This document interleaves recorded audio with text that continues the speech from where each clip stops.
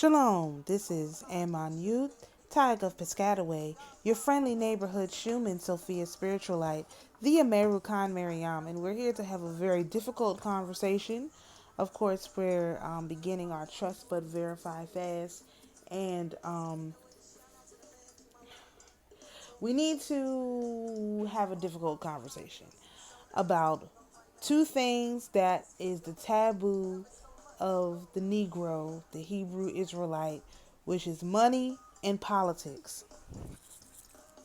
I want y'all to first understand everything has been taken away from you via money and politics, because you don't understand what money nor politics is, and how it affects you, and how it's been affecting you, and how it will continue to affect you until you take a different action, a different course of actions.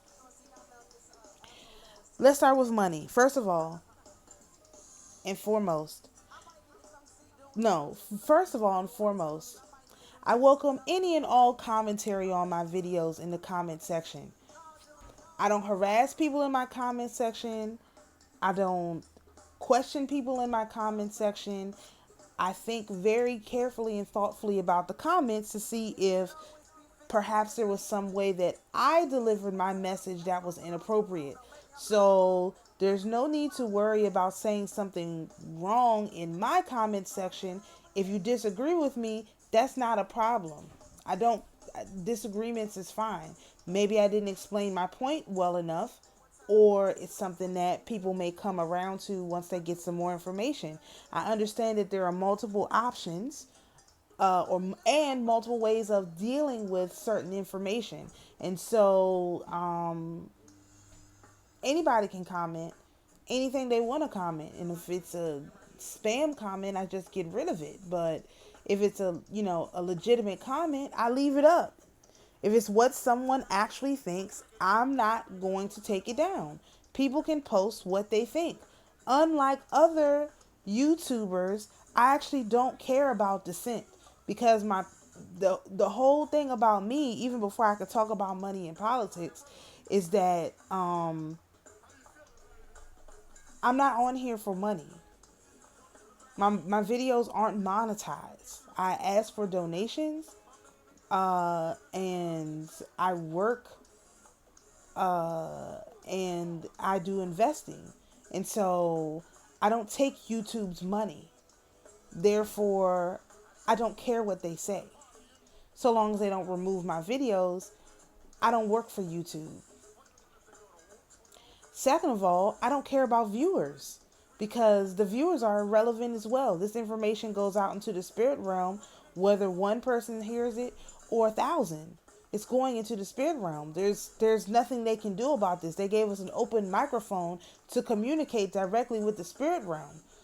I don't care what these people, I don't care who watches these videos. It's not for that. What I'm trying to do is make a comfortable place for people to come and to have discourse. Discourse means people will disagree. And usually I happen to disagree in silence and just think about whether I miscommunicated my point. So, because a lot of times I'm not the best communicator. I make a lot of assumptions about people, and oftentimes I have to explain and re-explain myself, because I want people to understand. So nobody should be upset or questioning themselves when they comment on my videos. It's not about that. So there's no shame over here, and dissent is welcome, especially when it comes to money and politics. The problem is people have no idea how to disagree respectfully. And let's start with money. There is no money. There is no money. It's not Federal Reserve notes. It's not gold and silver coins. It's not shells. It's not checks. There is no money. So all of the discussions around money, there is no money. So you have to understand, I'm coming from a position where I know that there is no money. Why? Because what really moves people is influence. What really moves people is influence. Nothing gets done without influence. Now, money does buy influence. Money does create influence. Money does enhance influence. But there is no money. There's only influence. And a lot of people, especially our women, are willingly giving up their influence, which means they're giving up their money. Your money is tied to your influence. Now, if you just influence your family, that's good. That's great. That's fantastic. You don't have to try to influence a lot of people, but you need to be really good at influencing the people you have charge over. For example, there's no reason for me to make videos because, like I said, I don't do it for money. So what do I do it for? I do it for influence. The commodity in question is influence. My ability to influence someone to my opinion. That's the commodity. And that's for all of us. We are the commodity. Money is a means of exchange. I accept Federal Reserve notes as a public entity, but I understand that the Federal Reserve notes are only a reflection of the influence I have over the person. Now, I'm trying to influence people in a positive way to be better, to ask for their own proofs and stuff like that. So there are people who use that influence in a positive way and people who use it in a negative way. I give away a lot of information because I understand the information is not mine. I don't own the information. The only thing that I have control over is my influence. If I have the information and I can use the information to increase my influence, then I am being successful, quote unquote successful. And I see that I am doing that. And therefore, in my mind, I am quote unquote successful. And as you can see, there's no money involved. Now, you need money. I'm not saying you don't, but you got to understand what money is and what it is not. Money is not influence. Money is not valuable. You are valuable. I am valuable, regardless of the money. The money is only a reflection of my value. So this is what this whole fast is about. It's about asking the Most High and the Mother to reflect back to us our value. It needs to be reflected back in money. I mean, in other ways too, but in money, because that's what our value is reflected as. It's reflected as money. People who are extremely valuable to the marketplace, they make a lot of money. People who are not valuable at all, they make nothing. And therefore, influence is the commodity. I just want that to be really, really clear. Because when you understand that there is no money, you move differently. What you're looking for is influence. What you're looking for is the ability to walk in a room and get what you want. Just from you being there. Just from your presence. That's what you're looking for. That's what you're trying to accomplish. That's what this is about. When you are able to conceptualize that there is no money, you're also able to move differently. The whole point of the Matrix is to keep you addicted to the money, while simultaneously their ability to steal your influence. What does that look like?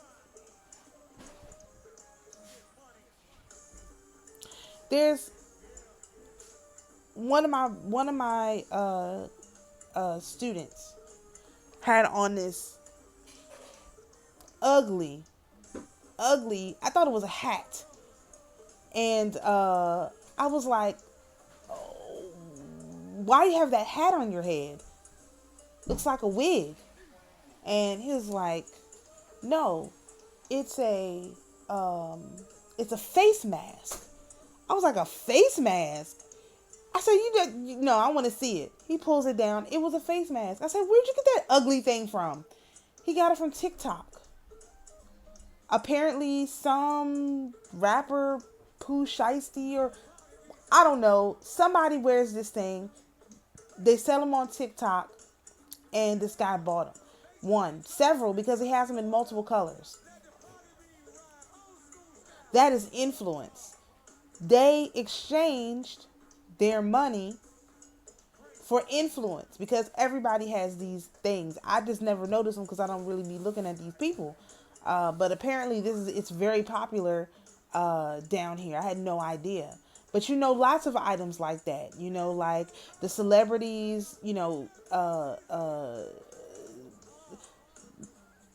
what is her face? Kim Kardashian is selling shilling a crypto coin. Everyone goes out and buys the crypto coin. Oprah Winfrey has a book club. Everybody goes out and buy the book. You understand?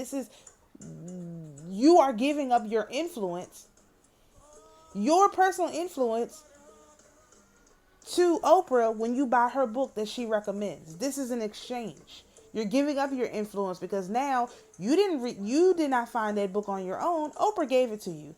So you're exchanging your influence to her, and you're exchanging your money to her. So what did you get? This is what they do to us all the time. They tell you what to do. You do the thing, plus the thing costs you money. You've exchanged your influence, and you've exchanged your money. You've got nothing in return but a book that they don't even care about, because they just wanted you to give up your influence and to give up your money. So in order for it to be a true reciprocal relationship, it has to be, hey, I'm giving you my influence and you're exchanging with me some money. And now we have a give and receive, which is a reciprocal relationship. As I'm giving you my influence, what am I giving you my influence of? I'm influential in the spirit realm based on the amount of knowledge that I've acquired of the spirit realm and the spirits that work with me. So when I make these videos, I'm giving you my knowledge, my influence from the spirit realm. If you speak as I speak, just like Jesus said, come in his name. If you speak as I speak into the spirit realm, you will receive what I would receive. That's how it works. And in exchange for that, I ask you guys once a month, hey, you got a few dollars, donate it to me, which I haven't done my give and receive video for this month yet, so it'll be coming in a few days. Please don't send me anything yet. Let me figure out what I'm doing with that. But anyway, that's the relationship. I am giving you my influence into the spirit realm, and I ask in exchange for a donation. And really, I don't even ask for that, because in the absence of a donation, I just ask you to use the information to make your life better. I'm not giving you the information to force you to donate back into my channel. No, I'm giving you the information hoping that it reflects in your life in such a way that you're able to donate back to my channel. A lot of people don't do like that. They don't operate like that. They are giving you information, holding the information hostage until you donate back into their channel, or you buy their product or service, or whatever it is. This is how people operate. I don't operate like that, because I understand what money is, and I know what it's not, and I know what it can do, and I know what it can't do. Money can't solve problems. Money can't solve problems. Money doesn't solve problems. Influence solves problems. Now, you may need the money to buy the influence to solve the problem, but the money by itself does not solve the problem, because money is just a means of exchange. If you're dealing in the spirit realm, they don't need real dollars. You can give them ancestor money. Guess what? Ancestor money pays all the bills that they need to pay on the other side. So you don't need to give them real money on the other side. You give them ancestor money. You don't need to give them, dinner every night. They need some water. They need some, liquor. They need candles, light. This is what you're giving when you do these things spiritually. You're engaging in the give and receive with the other side. You're using your influence. This is why people who never light candles to their ancestors never come and help them. They don't remember them. They're not giving them light. They're not giving them water. They're not giving them earth. They're not giving them nothing. And then they want them to come and help them. Absolutely not. It doesn't work like that. It doesn't work like that. So you have to understand, it's the same way. When you get this concept down pat, then everything else will make sense. I can't really talk about politics until I'm 100% sure that I have fully explained myself with the money. Because then the politics will make sense. And what's going on with the politics. And before I start talking about the politics, let's say, why is money taboo to the Hebrew Israelite? When I did the video the other day and I was reading about the native women and the gold rush, it said that they did not use gold as money. They didn't use it as an exchange of value. So it didn't have any value to them. This is why the talk of money is so taboo amongst the Hebrew Israelites, because we don't exchange value like that. That is unnatural, or not unnatural. We don't exchange value like that. We exchange value like this. You have an idea, I have an idea, we put it together and we make something new. Or I have something you need, you have something I need, we barter. We don't exchange value like the way that they said. We don't exchange value with a intermediary like a silver coin or a gold coin. That's not typically how we exchange value amongst each other.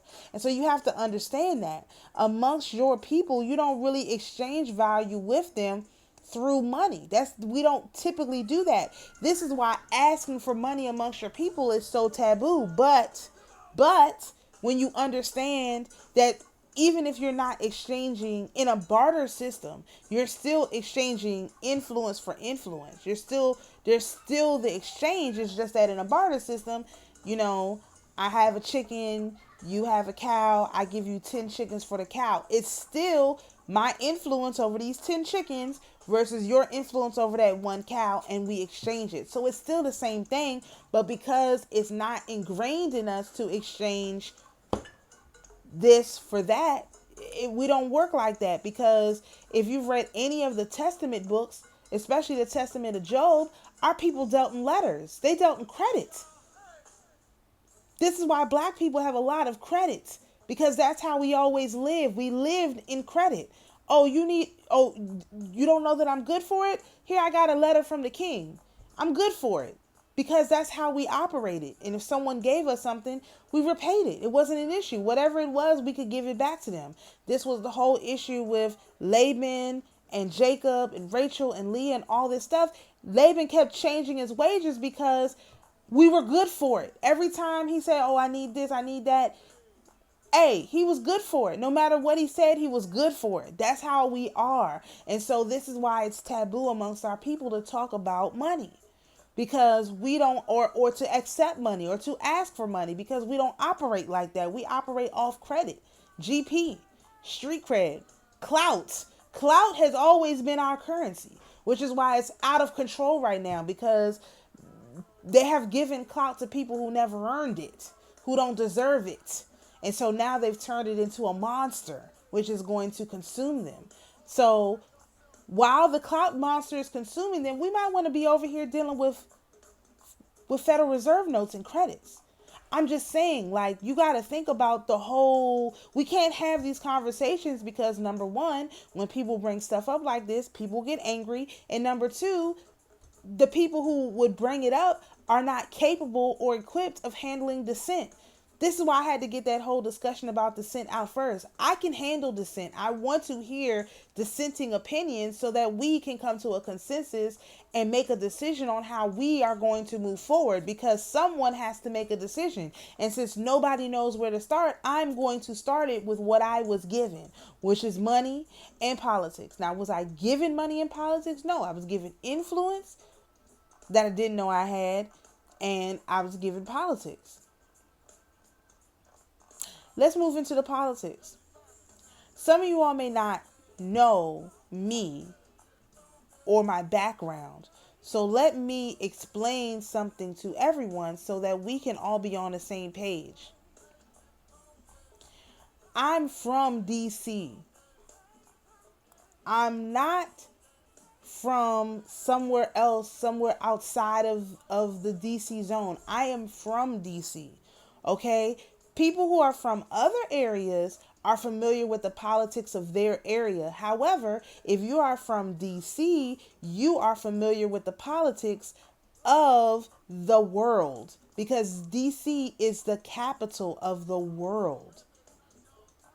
Everyone knows the White House. Everyone knows the National Monument. Everyone knows the Congress. All over the world, they follow our politics. So this is not saying anything about anybody else. All I'm saying is my perspective is from a world political perspective based on how people operate in DC. DC is the blueprint for the rest of the world. Everyone in the world is trying to mimic DC. And I could go into that in a million different directions. But I wanted to get that out there first because that gives me the unique perspective, having been around politics my whole entire life and not like a casual observer. No, like my family has always been political leaders in our community. Always. Generations and generations. My grandfather was a fourth generation actually that worked on Capitol Hill. Like, he was a pillar of the community. It's a lot. So this is what I was born into. I'm not coming from someone who wasn't involved in this, and not from the side of corrupt politics either, which is a different kind of person. I'm on the side of people who were literally trying to do the right thing for their people. So it's a little bit different as well. My people weren't involved in a bunch of crooked politics, taking bribes and all that stuff. My people wasn't involved in that. And so, not that that's bad. I'm just making the statement so that people understand where I'm coming from when I talk about politics. Furthermore,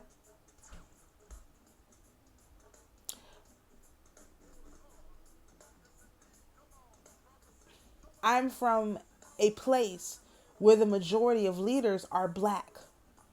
Now, that I also understand is a very unique experience. A lot of people who listen on YouTube from all across the country grew up with a lot of white people. I did not. There was not white people in charge wherever I went. And that's not the case. There were not white people in leadership. That's not what I come from. And so I need people to understand for sure that I have already dealt with black leaders on every level, everywhere I looked. I've seen all kinds of black people who were successful. I mean, where I'm from is the richest black county in America.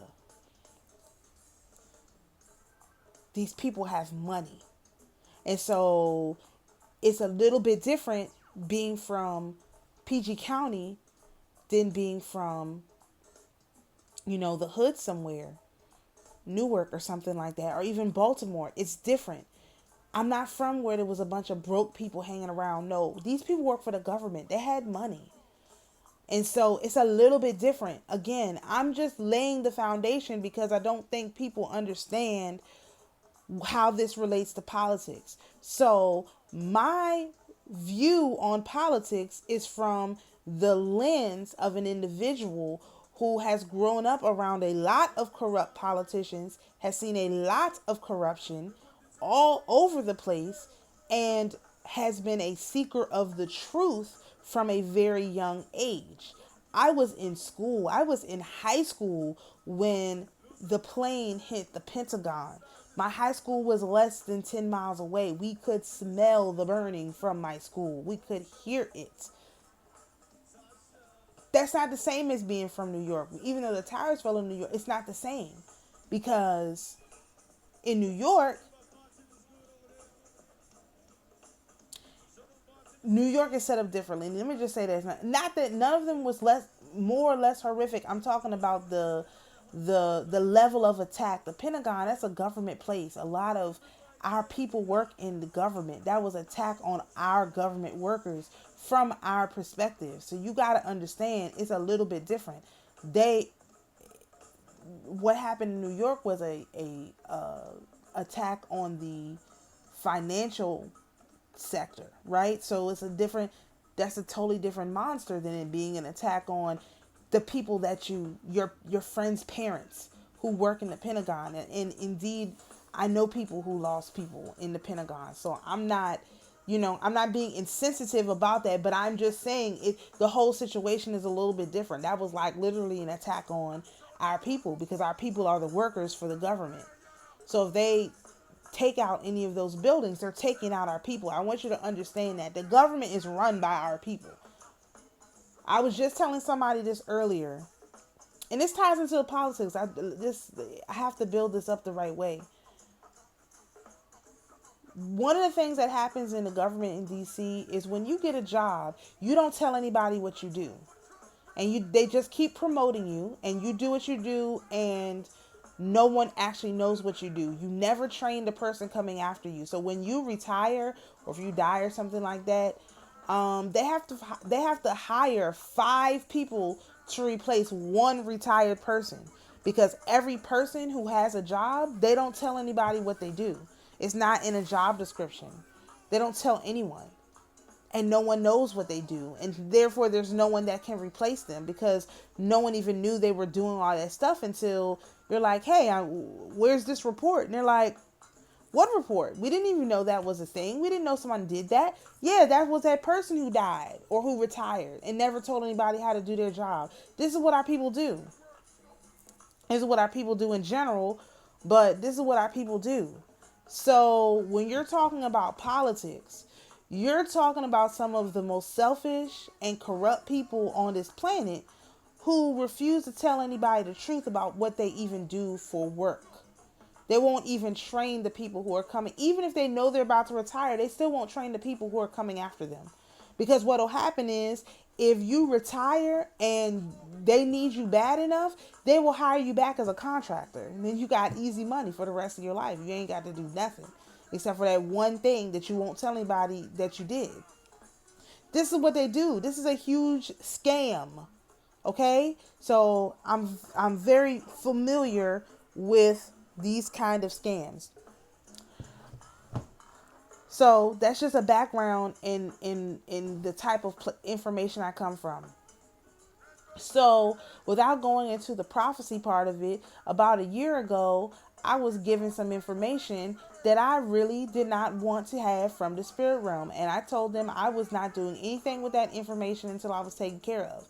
And now is the time, especially with this fast, I'm asking you guys, if you all want me to release this information, I need to have what I need to be comfortable. And I am not in the situation that I'm comfortable. So I'm saying that to my spirit team.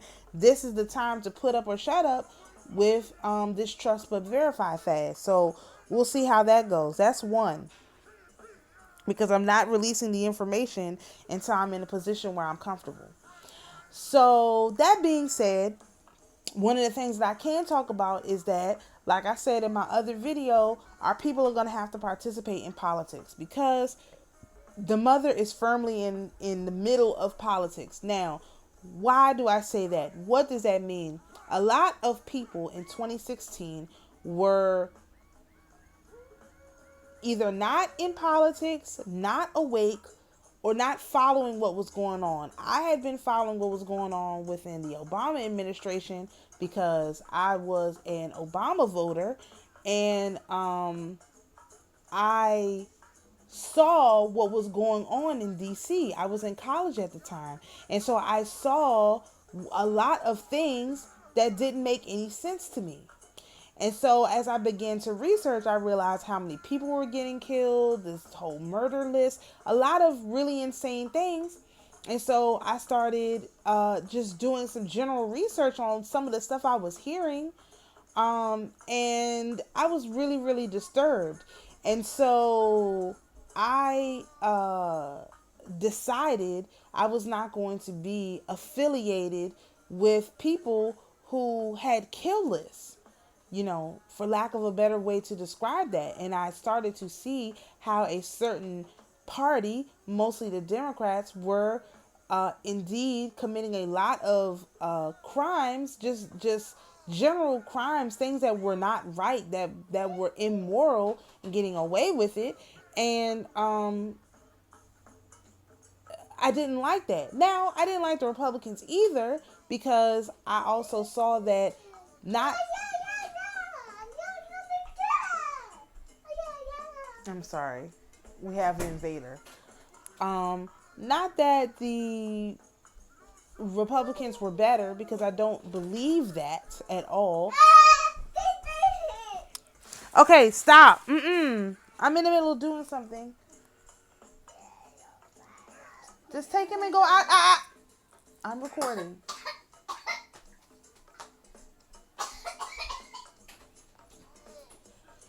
Okay. I saw a lot of things that I didn't agree with on both sides. Let's just put it that way. Because at the time, Maryland had a Republican governor who was absolutely horrible in a lot of ways, and causing a lot of distress to the state. So I seen a lot of things on both. Well, no, we had O'Malley. No, before O'Malley, we had what's his face? Lord, I can't remember. But anyway, we had a Democrat governor. Then we got Hogan. It's a little bit better, but the point of the matter was, I saw that these people were all awful, entirely, all of them entirely. But I was doing research, and so, I was just gathering information. So without going into a whole bunch of all of that, I say that to say, as I have mentioned in previous videos, the mother deals in politics. My willingness to even observe politics closely and not believe everything that I was hearing on the radio or on TV, but to go and do my own research and go and look into it myself, is what actually brought me to Sophia, the Holy Sophia, because the people that I found, that the anthroposophists that I met as a result of my research, who welcomed me in and really gave me an education in politics, really, and an education, therefore, in Sophia, I would have never found that information had I not been looking for the truth. Not for, I like this person, I like that person. I was looking for the truth. And in my search for the truth, I found out everybody was lying. And even, when they say stuff, their lies they parse words. You know what I mean? And so this is like, it's basically lying, in my opinion, when you parse words the way that these people do it. So this became the taboo of the Hebrew Israelite, because they tried to give everyone a leader, a person to follow after. And when that stopped working, like giving everyone a leader, they just started using propaganda. And so the Hebrew Israelites are some of the most propagandized individuals on this planet. I mean, everyone is propagandized, but our people are quadruple propagandized. We have propaganda coming from the music, it's coming from your friends, it's coming out the TV screen and these movies, it's coming from the political leaders, it's coming from the schools, everywhere you turn. In other communities, they were not so propagandized. It wasn't as much. But I'm saying this to say that the wheels have now turned. The tide has turned. We have shifted. You now have white conservatives requesting for February to be White History Month. Why do I say the tide has turned as a result of that? Listen, Carter G. Woodson picked February. First of all, it wasn't even a whole month when he started Negro History. It was a week. Negro History Week. We had a week of just trying to get people to remember their history. And if you look at Carter G. Woodson, he was the main one trying to tell black people, hey, y'all were the slaves owners. Like, we have the records. He has a whole book where he goes over the it's called benevolent slave owning, where you buy people to keep other people from buying them. This is the whole point of that. So it's kind of one of those things that's really complicated to understand if you're thinking about it in terms of today. You know, you have to look at what was going on at the time and really, you know, get a truth about it. But yeah, we had Negro History Week, you know, and my church was one of the first places to adopt Negro History Week, Black History Month, Women's History Month. We did big shows, big performances, big things for this stuff. I grew up with this. This is why I said that first. I grew up with all of this stuff, learning all of this stuff. I didn't learn it in school. I learned it at church from people who were highly respected in the community, and highly talented. And you know, it's a little bit different. You know, it's just a different scenario. So when I saw that, I realized, okay, this is the shortest month. This is the thing we would always complain about. Black History Month, why they give us the shortest month? Now the white people are asking for it. They're asking for the shortest month. Think about that. They didn't ask for Indigenous Person Month. They asked for Black History Month to be their month. If they are successful at this narrative, which I think they are going to be, this is going to be the proof that the tide has turned. Because we don't need February. We have November. Indigenous History Month, that's our month. We have November. So why do we need February if we have November? I just want y'all to keep that in mind. This is how things are being moved around. But if you are emotional about it, then you'll miss it. Like, you can't be emotional. I'm passionate when I talk about politics, but I'm not emotional. I'm not emotional about it because it's not a thing to be emotional about. The mother, when she gets her hands involved in politics, she's not being emotional about it. She's making a decision based on the available options. You know, and like I said, we are being called to participate in that. I found this out in November of 2022. And I've been holding this information for over a year now. I don't care. I will hold it until I get what I need. I am not putting myself out here to be hurt. And I'm more concerned about a political person hurting me than I am about a voodoo master, dark knight, whatever. I don't care about them. These political people, these government bureaucrats know how to hurt you. For real, the real way. So now I'm saying I'm not messing. It's certain individuals, it's certain individuals in the government that are far more dangerous than your top wizard, warlock, whatever coven. One person can ruin your whole life when it comes to politics. And so this is why it has become taboo amongst our people, because this is a completely out of control field. We deal in decency, we deal in order, we deal with rules, universal laws, we deal in things that are right versus wrong. The way that these people operate, they don't operate in right versus wrong. However, we still use politics every single day. Why? Because politics is all about influence. No influence, no political future. That's how it works. So you can buy influence with money, but there's some influence you can't buy. And the influence you can buy is the influence we have to get some people who never heard the N-word said by another black person to be running around saying the N-word in a bunch of songs trying to imitate our people. We're the most influential people on this planet. The reason why the money doesn't reflect it is because we have neglected to involve ourselves in what you do once you have money. What you do with your money is influence the politics. It is not the priest who chooses the king or who anoints the king.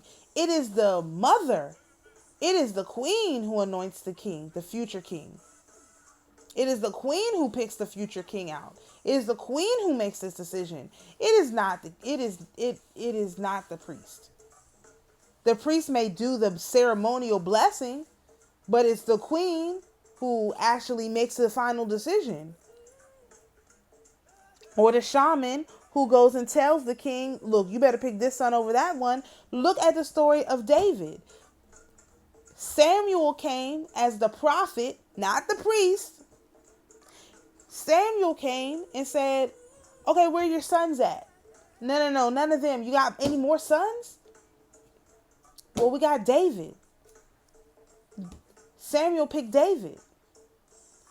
But remember, it was David's mother, Kezia, daughter of Dinah and Job, is the reason why Samuel even picked from that family. See, if you don't understand the lineage, it doesn't make any sense. But once you understand, oh, wait a second. David's mother was Kezia. Kezia's mother was Dinah. Of course, Samuel would pick someone from Dinah's line to be king. Of course. Of course. But you don't think Kezia had a moment with Samuel to tell him he better pick David?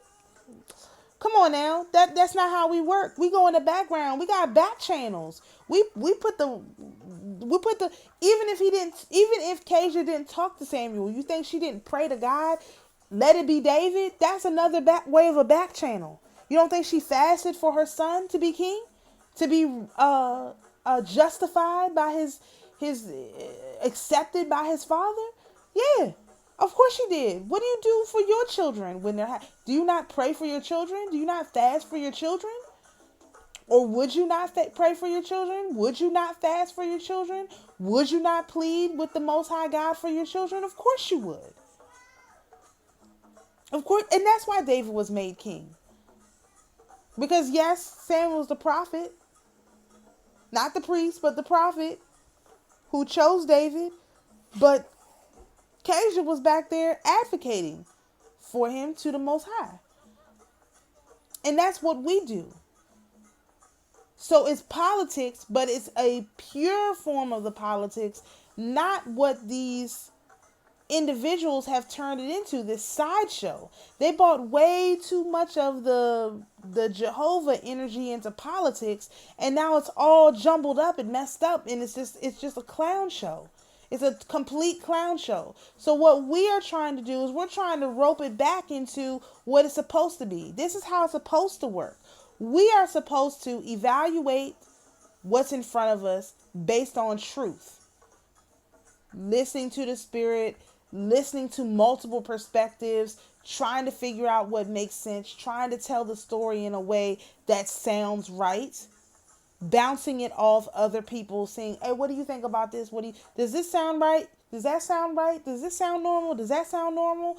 Trying to figure out what's going on, and then going and advocating before the Most High God, like when we go to the courts of the Most High and say, hey, this is what we want. This is what we think is best. We totally abdicated that position. Do you know who was the one that really gave Martin Luther King Jr. his start? It was a woman by the name of Ella Baker. Ella Baker was an older woman. She was the leader of the Student Nonviolent Coordinating Committee, SNCC.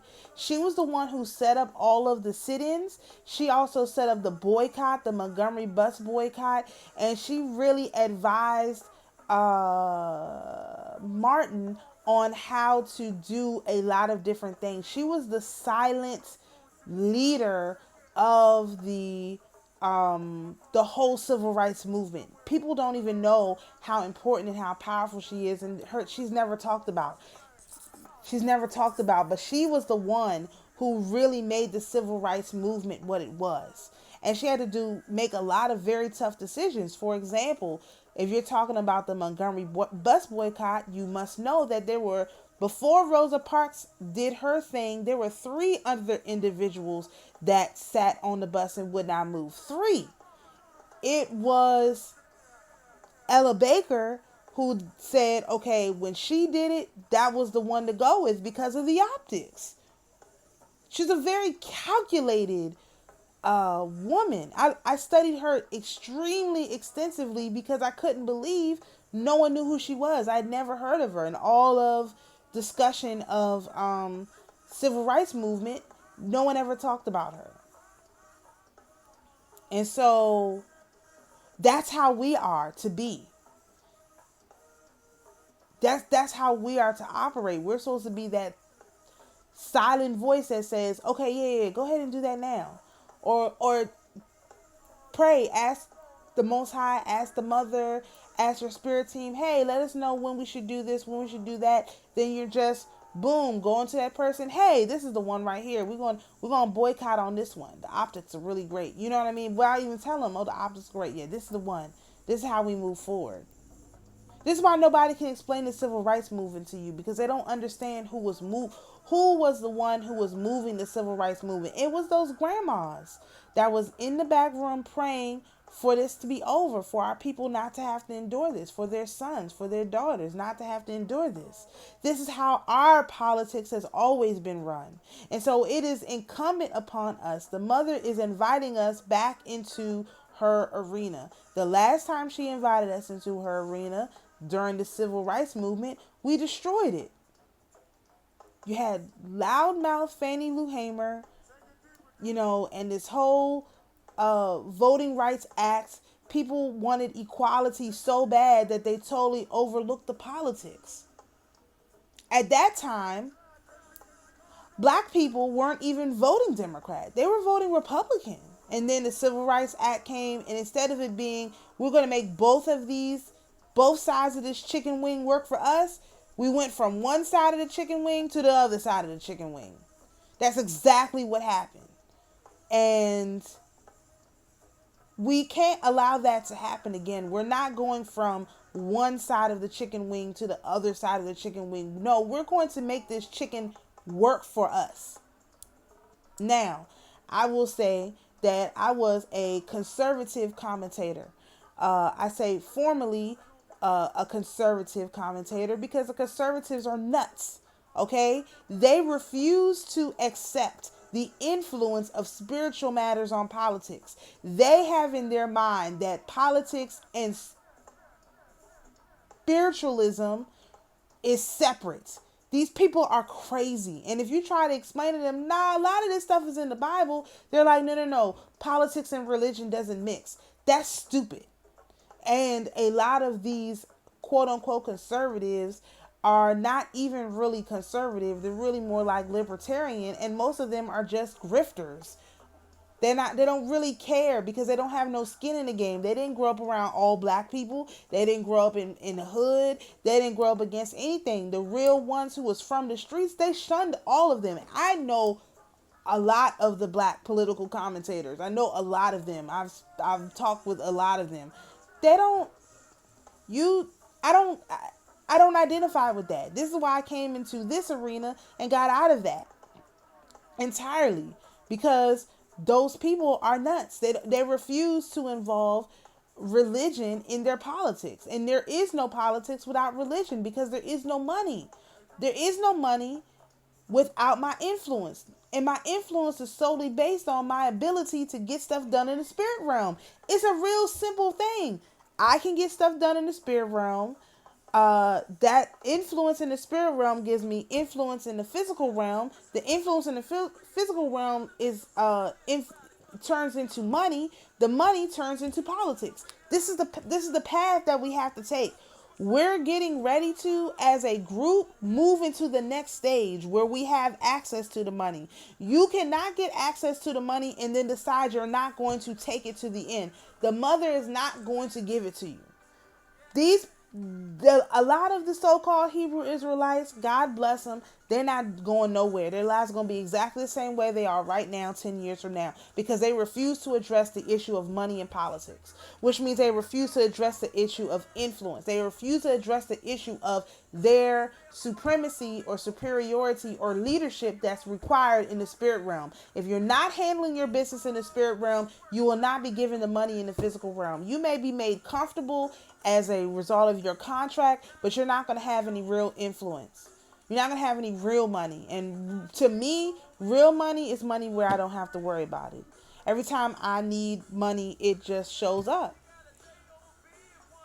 That's what real money is to me, because my influence causes it to show up, manifest from the spirit realm without me having to worry about it, so that I can stay focused on what's most important, which is this political alignment. Now, this is not just national level. This is down to your kid's school. Who is the one who is pushing the agenda at your kid's school? Who is the one pushing the agenda at your church? Who is the one pushing the agenda in your family? Who is the one pushing these different agendas? If it's not you, the mother's not working with you. No. The mother's not working with you. And it's nothing wrong with that. I'm not making no bad comments toward that. I'm just telling you, this is how it works. I'm giving you the lay of the land because I know none of these so-called dark magicians, wizards, warlocks, groups, covens, whatever, they're never going to tell you this. They're never going to tell you this because they want you to give your money and your influence to them so that you have nothing and they are able to control you like a puppet. I don't do puppets. We are all equals. We are all seekers of the truth. We are all trying to do our best to follow the instructions of the mother and the father on this planet. We're doing that together. We are all like our brother. None of us is greater than any other of us. In my opinion, in my statement, I may have a little more knowledge in this arena, but everybody is not made the same. Many of you have knowledge I cannot even imagine. And I know that for a fact. And so it takes all of us, a diverse group of people coming together, looking at the lay of the land and figuring out what to do. So for example, one of the problems with these people, these wicked people, it's two problems. Let me bring both of these things up. The first problem is there is a portal that's going to open on February the 29th because it's a leap day. And on that day, a lot of these individuals will be attempting to leave out of this realm because they view that as their opportunity to leave. And there'll be individuals trying to enter this realm on that day. I don't want that portal to open at all. I would say don't let nobody can come in and nobody can leave. That portal need to be closed. We don't need people coming in right now. We need to handle what we have here. So we don't that's not a good day for the portal to open. So I don't think the portal should open. Now I'm open to ideas or thoughts on that. If the portal should open, if it shouldn't, I don't know, but I don't want these people who have committed these crimes here on this plane. They need to serve their sentence here. They can't leave. See, they're trying to find a way out. Everybody's looking for a way off this rock. And so they're like, if we could just make it to leap day, we can get off. Absolutely not. That's one problem.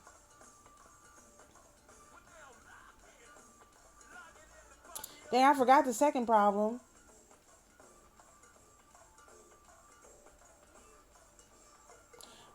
Then we have the leap day. I can't remember the second problem. If I remember it, I'll bring it up.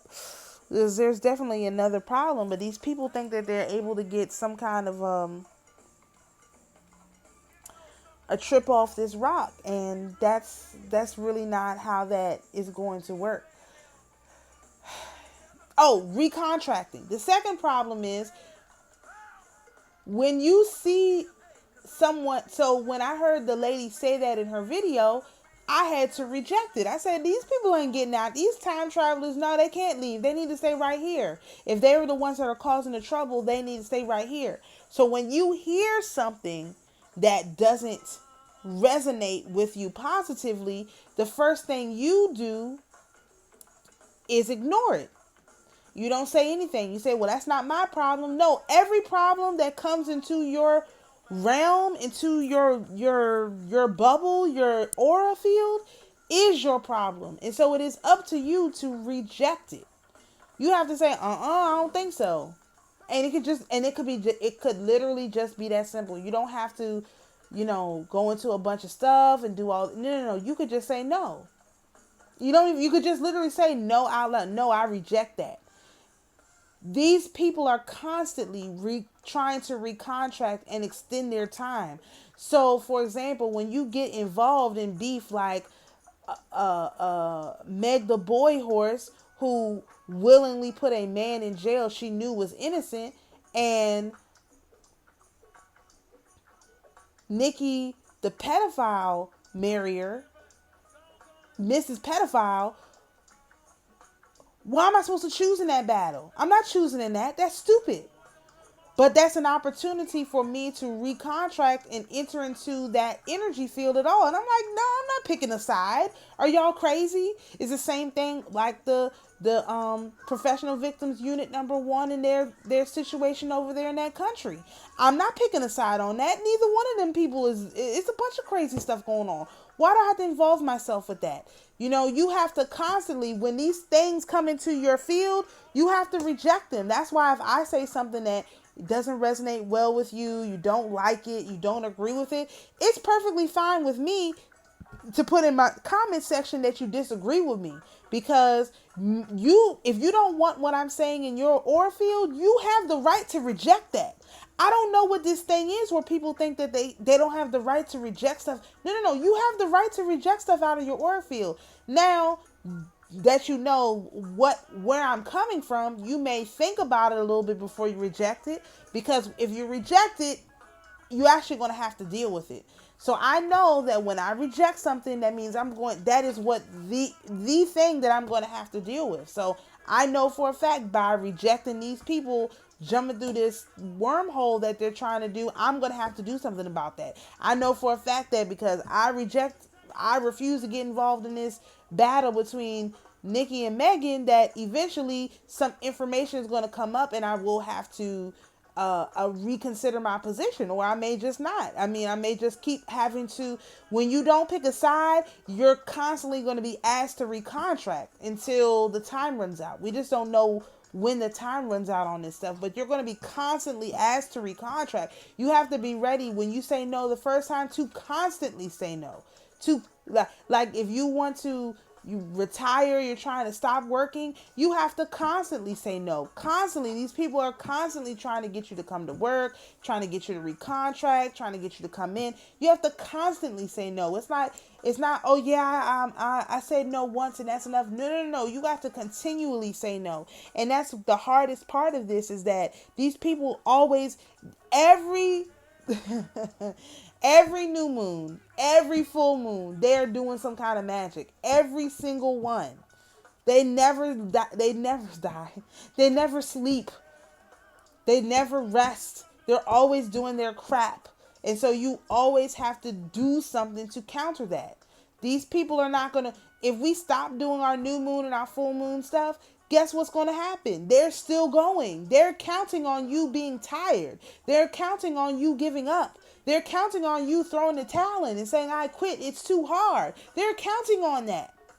Just like they're counting on you saying, I'm not going out to vote. I refuse to vote. I don't do voting. Voting's not for me. They're counting on you to do that.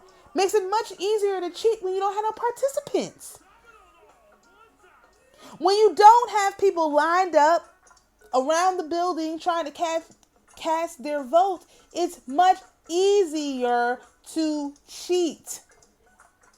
I want you to understand that it's much easier to cheat when people don't participate. This is why you have a person in the White House right now who said they got 81 million votes, more than Obama, most votes in history. Why is that? Because a lot of people showed up to vote. A lot. So much that they had to do things that didn't run inside the realm of probability anymore. Totally outside the realms of probability, of mathematics, of statistics. The only way their stuff works is by mathematics and statistics. When you decide in your mind, you don't even have to tell nobody. Please don't tell me what you're going to do. Keep it to yourself. That way they can't monitor you. But when you decide to participate, when they expect you not to participate, you have now entered a new realm. it will make it extremely difficult for them, whoever they may be, to pull off whatever they intend to pull off. It's impossible. It's impossible. They can't pull it off. And so this is why the mother is inviting us to co-create this experience with her, because she tried to do it with only the lunar people and it didn't work. So there has to be a bridge, which I'm trying to be that bridge to the women in our community, to say we need to put our energy to it. We have to anoint the king, not the priest. This is the problem. These people were going to that place thinking it was the priest who could anoint them. And it was never the priest. It was always the mother. It was never the priest. It was always the mother. They was lied to. That's why they had to close that temple down there and say no more, because the mother had returned. And you can't be messing around with the mother. And everyone knows that, because she goes from Shakti to Shiva real quick. She goes from Diana to Lilith in 2.5 seconds. You don't want that. You don't want that smoke. I just hope y'all understand what I'm saying. These topics cannot be taboo to talk about. And if you get into arguments with people, you don't have to argue with nobody. It's not about arguing, because we're influencers. We're natural influencers. We're influencers. We don't have to argue when we're just influencing.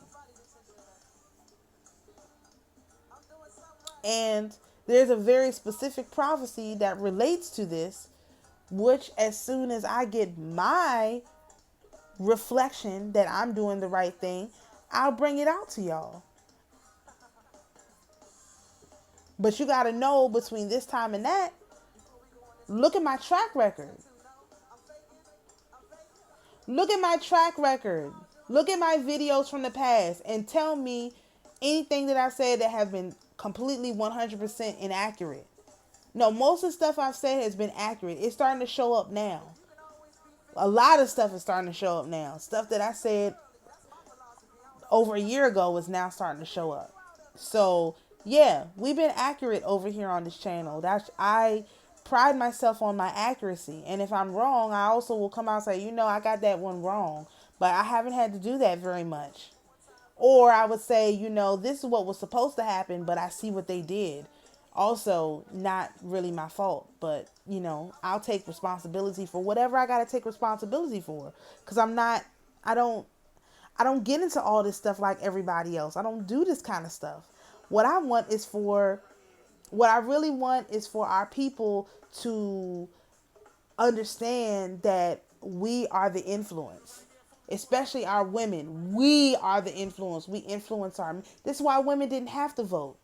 This is why women didn't have to work. We influenced the men to go out and vote the way that we said, and to work. To take care of us so that we could sit home and do the thinking and do the processing of all the information around us so that they could make the best decisions. This is how it always worked. And anyway, it's a lot of stuff, man, I could go into, but I'm just trying to lay the foundation. So on this channel, yeah, we will talk about money, and yeah, we're going to talk about politics. And I'm not going to be talking about it how other people are talking about it, because not only do I not have the same spiritual beliefs as a lot of people on the internet, I also don't have the same political background as most people on the internet. A lot of people are observing stuff and they've never put their life on the line and went to nothing and did nothing. I have.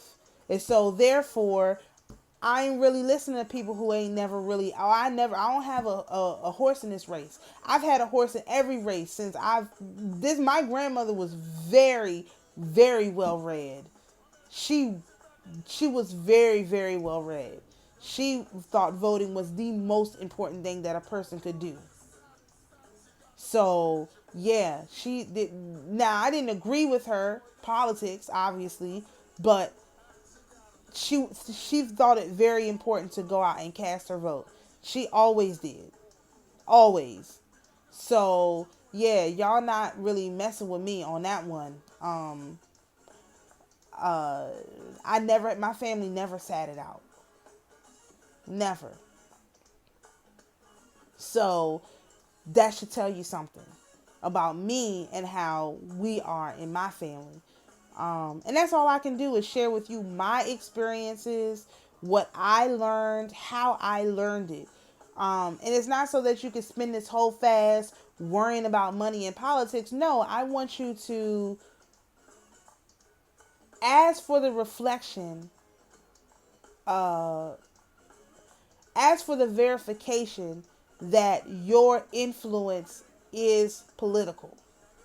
That could be it. You said, if what she's saying is true, show me how my influence is political. And then you can see it for yourself. You don't have to take my word for it. Don't take my word for it. Take my word and toss it out. Get your own understanding for your own self. Come to your own conclusions. Nobody's willing to do this because nobody has the verification. That's why people don't want to do this. But so far, my spirit team has not led me wrong in what I'm supposed to say. I know what areas I'm very knowledgeable in, and I'm not going to just dump all of that because I come over here and everybody is talking about, we don't talk about money. We don't talk about politics. What? You mean that y'all don't get involved at all? Y'all just let everyone make your decisions for you? Like, who told you that was a good idea? Who sold you on that? Who sold you on letting everyone else around you decide what you was going to do? Who sold you on letting everyone around you who has nothing to do with you, who don't even like you, decide who is going to lead you? Even in the face of the world. Who thought that was a good idea? Oh, well, we don't have any influence. You don't have any influence because you have no pull in the spirit realm. We can't say that on this channel. We got pull in the spirit realm. When we roll up in the spirit realm, I had a dream over a year ago. Almost a year and a half ago now.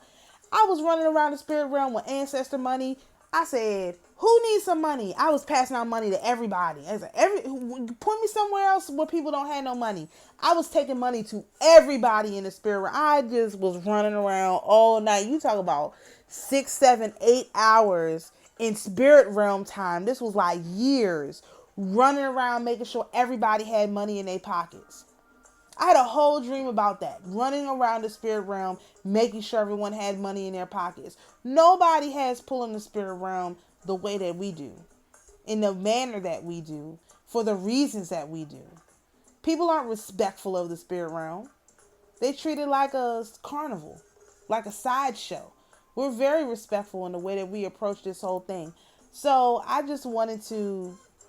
I want people to, during this fast, get their own verification that their influence is political. Verify that for me. She said it. Verify it for me. Whenever you hear this, do yourself a little 2-day fast and say, verify for me that my influence is political. And just sit back and observe. And see what happens. Maybe your influence not political. Then, hey, none of this political stuff will relate to you. And that's fine too. I'm just saying everyone can ask for their own selves. I don't have to tell you. I'm not the leader. I'm just a voice out in the wilderness like John the Baptist trying to get people to repent of their sins so that they can make it into heaven. That's what I'm trying to do. And the heaven is on earth and the heaven is in you. And you can get there. It's not a hard journey. It does require you to change. It requires you to change along the way. It requires you to change on the inside and it requires you to change on the outside. And it requires you to transform, be transformed by the renewing of your mind. All those things are required. It requires you to go through the valley of the shadow of death. That's not optional. But you don't have to build your house there. You can run. You can move really fast. You can do this thing and get it over with. You can know that there's a light at the end of the tunnel. Or you can set up a house at the entrance to the valley of the shadow of death. And just like in the Wiz, the lady was sitting at the edge of Emerald City, and she was like, yeah, you going to Emerald City? You gonna need these glasses though. You can sell people trinkets on the way in while you sit on the outside comfortably and never make the journey yourself. You could do that. It's up to you. Now, I'm not making any decisions for anyone. All I'm offering you is the opportunity to go through the valley of the shadow of death into the kingdom of glory. Yikes. All right. Oof. Okay, well, I hope I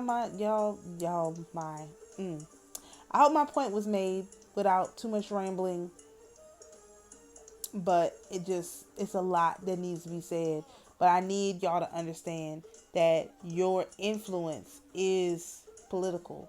The mother is political. She deals in politics. You can't be afraid to discuss politics. You can't be afraid to disagree on money. You can't be afraid of these things. You can't be fearful of these things. You can't feel like you're intimidating people because of these things. I don't. I have these conversations all the time, even with people I disagree with. When I disagree in silence. I just say, that's interesting. And I keep it moving. I'm not here to argue with anybody. I will help you to understand my perspective, but I don't have to argue with you. Why would I waste my time arguing with you? It's a waste of time and energy. I can just help you understand my perspective. And maybe you get it, maybe you don't. And I'm fine with that either way, because my verification don't come from y'all. My verification comes from God, from the Father, from the Mother, from the brother, from the sister, from my spirit team, from myself. And that's how we're all supposed to be. I mean, it's nice when y'all agree, but if you disagree, that's cool too. It doesn't cause me no chaos for people to disagree. Let me just put it that way. So, that's going to be really important moving forward. So I hope this has been helpful. I tried to explain myself the best way that I could. I know that I started to ramble, but it is what it is. This is kind of one of those things. So, Lord have money. Lord have mercy. Shalom, everyone. We'll see you in the next video.